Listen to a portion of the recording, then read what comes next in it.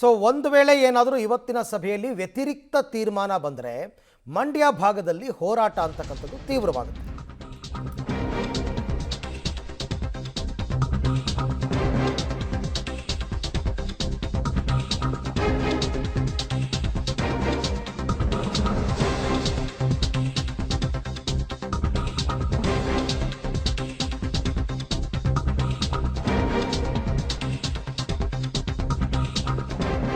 So ಇವತ್ತು ಕಾವೇರಿ ನದಿ ನೀರು ಭವಿಷ್ಯ ನಿರ್ಧಾರವಾಗುತ್ತೆ. ಕಾವೇರಿ ನೀರು ವಿಚಾರವಾಗಿ ಇಂದು CWMA ಸಭೆ ಇದೆ. ಹೇಳಿರೋ ಪಾಯಿಂಟ್ಗಳಿವೆಲ್ಲ. ದೆಹಲಿಯಲ್ಲಿ ಕಾವೇರಿ ನೀರು ನಿರ್ವಹಣಾ ಪ್ರಾಧಿಕಾರ ಸಭೆ ಇದೆ. ಸಭೆಯಲ್ಲಿ CWRC ಶಿಫಾರಸು ವಿರುದ್ಧ ಕರ್ನಾಟಕ ಸಹಜವಾಗಿ ವಾದ ಮಾಡುತ್ತೆ. ಪರವಾಗಂತೂ ಮಾಡೋಕ್ಕಾಗಲ್ಲ. ಒಂದು ವೇಳೆ ವ್ಯತಿರಿಕ್ತ ಸೂಚನೆ ಬಂದರೆ ಪ್ರತಿಭಟನೆ ತಾರಕಕ್ಕೆ ಹೋಗುತ್ತೆ. ಸಭೆಯಲ್ಲಿ 5 ಅಂಶಗಳನ್ನು ಪ್ರಸ್ತಾಪ ಮಾಡ್ತಾರಂತೆ ಸರ್ಕಾರದ ವತಿಯಿಂದ. ಏನು ಅಂಶಗಳನ್ನು ಪ್ರಸ್ತಾಪ ಮಾಡ್ತಾರೆ ಅನ್ನೋದ್ರ ಮೇಲೆ ತೀರ್ಪು ಬರುತ್ತೆ.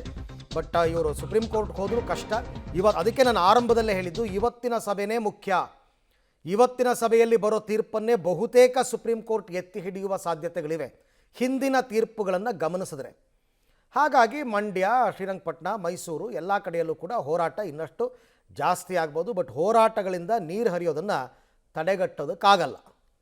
ಈ ಬಗ್ಗೆ ಮತ್ತಷ್ಟು ಮಾಹಿತಿ ನನ್ನ ಕೊಲೀಗ್ ರೋಹಿತ್ ಅವರಿಂದ ಪಡ್ಕೊಳ್ಳೋಣ. ರೋಹಿತ್, ಇವತ್ತಿನ CWMA ಸಭೆ ಆ ಆದೇಶ ಏನು ಬರುತ್ತೆ ಅನ್ನೋದ್ರ ಮೇಲೆ ಮಂಡ್ಯ ಭಾಗದಲ್ಲಿ ಹೋರಾಟ ಯಾವ ರೀತಿ ತೀವ್ರವಾಗುತ್ತೆ, ಕಾವು ಪಡ್ಕೊಳ್ಳುತ್ತೆ ಅಂತ.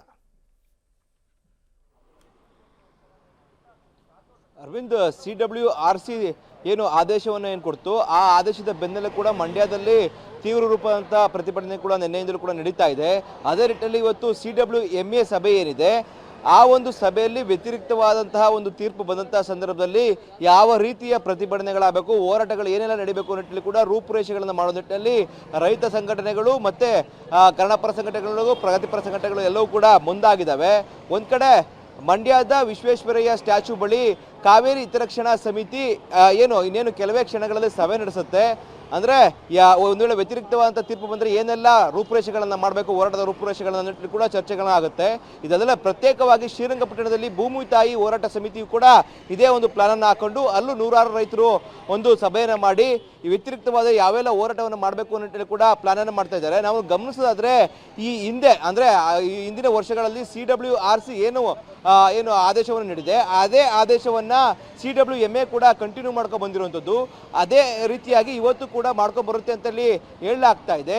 ಆ ನಿಟ್ಟಿನಲ್ಲಿ ಕರ್ನಾಟಕ ಯಾವ ರೀತಿಯಾದಂಥ ವಾದವನ್ನು ಮಾಡುತ್ತೆ ಅನ್ನೋದನ್ನು ಕೂಡ ಕಾದು ನೋಡಬೇಕಾಗಿದೆ. ಜೊತೆಗೆ ರೈತರು ಆಗ್ರಹವನ್ನು ಏನು ಮಾಡ್ತಾ ಇದ್ದಾರೆ ಅಂತಂದರೆ, ತಮಿಳುನಾಡಿಗೆ ಬೆಳೆಗೆ ನೀವು ನೀರು ಕೊಡ್ತಾ ಇದ್ದೀರಾ, ನಮಗೆ ಬೆಳೆ ಬೆಳೆಬೇಡಿ ಅಂತೀರಾ, ಇದು ಎಷ್ಟರ ಮಟ್ಟಿಗೆ ಸರಿ ಅಂತೇಳಿ ಕೂಡ ಆಕ್ರೋಶವನ್ನು ವ್ಯಕ್ತಪಡ್ತಾ ಇದ್ದಾರೆ. ಆದರೆ CWMA ಬಳಿ ಸರ್ಕಾರ ಯಾವ ರೀತಿಯಾಗಿ ತಮ್ಮ ಆಕ್ಷೇಪಗಳನ್ನು ವ್ಯಕ್ತಪಡಿಸುತ್ತೆ, ಜೊತೆಗೆ ನೀರನ್ನು ಬಿಡಬೇಡಿ ಅಂತೇಳಿ ಡಿಫೆಂಡ್ ಮಾಡ್ಕೊಳ್ಳುತ್ತೆ ಅನ್ನೋದನ್ನು ಕಾದು ನೋಡಬೇಕು. ಕರ್ನಾಟಕದ ವಾದವನ್ನು ಎಷ್ಟರ ಮಟ್ಟಿಗೆ ಆಲಿಸಿ CWMA ಈ ಒಂದು ನಿರ್ಧಾರವನ್ನು ಪ್ರಕಟಣೆ ಮಾಡುತ್ತೆ ಅನ್ನೋದನ್ನು ಕೂಡ ಕಾದು ನೋಡಬೇಕಾಗಿರುವಂಥದ್ದು. ಅರವಿಂದ್, ರೈಟ್, ಥ್ಯಾಂಕ್ ಯು ತಮ್ಮೆಲ್ಲ ಮಾಹಿತಿಗೆ ಧನ್ಯವಾದ ರೋಹಿತ್. ಇವತ್ತಿನ ಸಭೆ ಎಲ್ಲವನ್ನ ಕೂಡ ನಿರ್ಧಾರ ಮಾಡುತ್ತೆ. ಮಧ್ಯಾಹ್ನ 2:30ಕ್ಕೆ ಸಭೆ ನಿಗದಿಯಾಗಿದೆ.